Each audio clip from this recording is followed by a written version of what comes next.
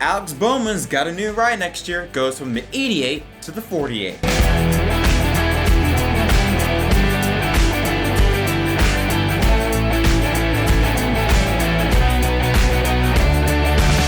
Yo, what is up, everyone? My name is Jett and welcome back to the episode of Inside the Lines. Well, it has been confirmed we finally, after months of anticipation and curiosity and predictions and theories and things like that, we finally know the driver that will replace Jimmie Johnson in 2021. And apparently, it's a driver that Hendrick didn't even need to sign. They just simply switched over.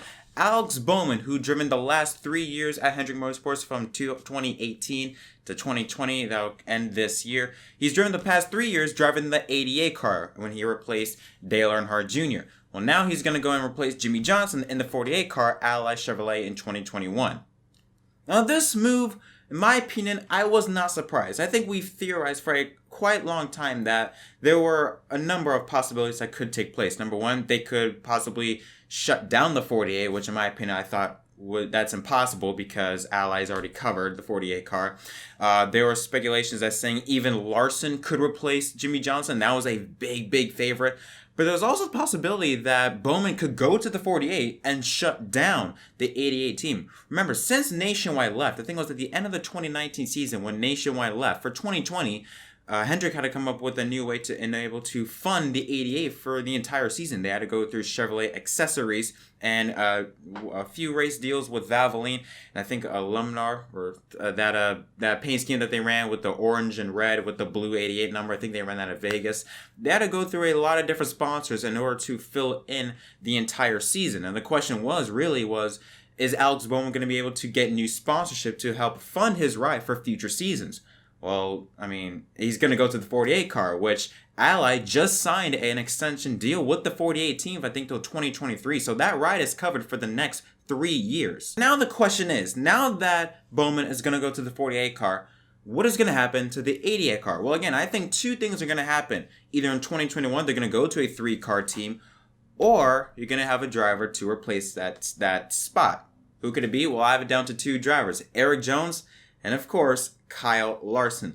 Larson put out a big essay, I think the day of or the day before the Talladega race on Sunday, going through his whole journey since what happened to him back in Easter when he said the N-word, got fired by Chip Ganassi, got suspended by NASCAR.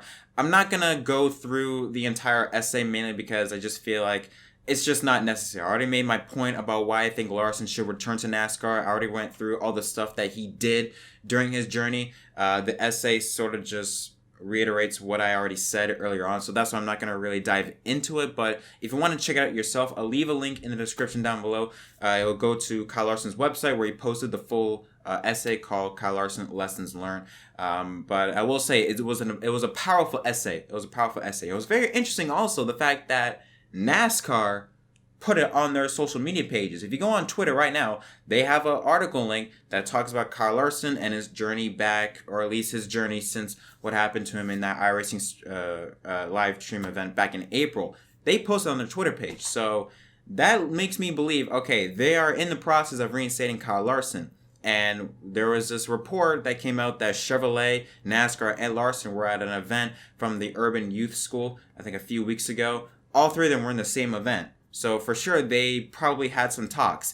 Larson has, or Jeff Gordon, who I guess you could say he plays a big role in Hendrick Motorsports now, who owns a 48 car. He spoke very highly of Kyle Larson when he first entered into the series. So I'm pretty sure even still to this day, Hendrick still would like to have Larson in their team. So I still believe Larson is a big favorite to join Hendrick Motorsports. And I think it's more possible to see him join the 88 team rather than the 48. I'm pretty sure with Ally, with them funding the entire season for the next 3 years, they're going to want a driver that is squeaky clean at least. Larson, yes, we know all the stuff that he's done since that time back in April when he said the N-word. We know all the stuff that he's done to try and show that he's changed and he's a better person now.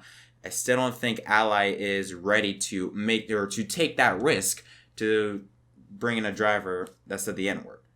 That's just never going to go away. He will always be remembered for that. So I think Ally wasn't ready for that. So that's why I think they want the safe option. You know what? let's just get Alex Bowman. He's already in the Hendrick stable. He's already familiar.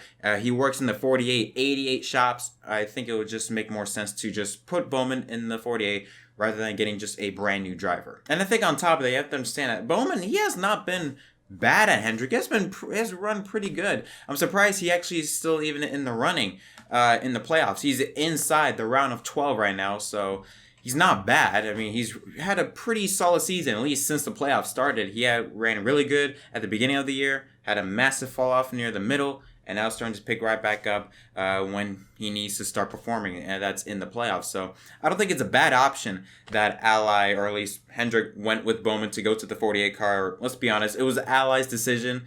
95% of it was Ally's decision. I mean, so I'm not surprised Ally went with Bowman, but it does bring up a lot of questions as to what will happen to the 88 team. Because again, it's mainly funded by Chevrolet accessory sponsorship. Mainly, not all season, but mainly funded by Chevrolet accessory sponsorship. Are they going to go with Larson? If Chevy gives the okay, if Chevy is willing to, you know what, we'll give you a second chance and willing to sign Larson, Larson's going to the 88, 100%. But if not, if they think, yeah, well, we might need to wait a bit. What about Eric Jones? What about Daniel Suarez? Remember, he's also a free agent at the end of this year.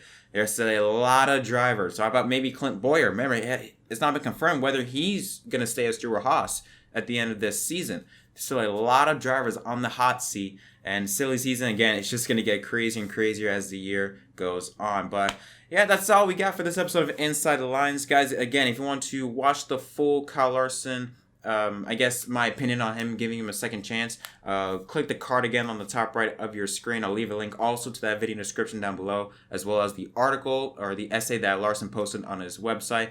Tell me in the comment section down below, what are your thoughts on this news? Do you think it was a good decision for Hendrick to put Bowman in the 48 car, or do you think that Bowman should have stayed in the 88 car, maybe put Larson in or someone else in the 48 car? And also, what do you think the future holds for the 88 car? Do you think they'll put Larson in that car, Eric Jones maybe, Daniel Suarez, Clint Boyer, or do you think they'll just shut that 88 down and go to a 3-car team? Again, leave all your comments down below. But until next time, my name is Jett from MDK, and I'll see you guys in the next video.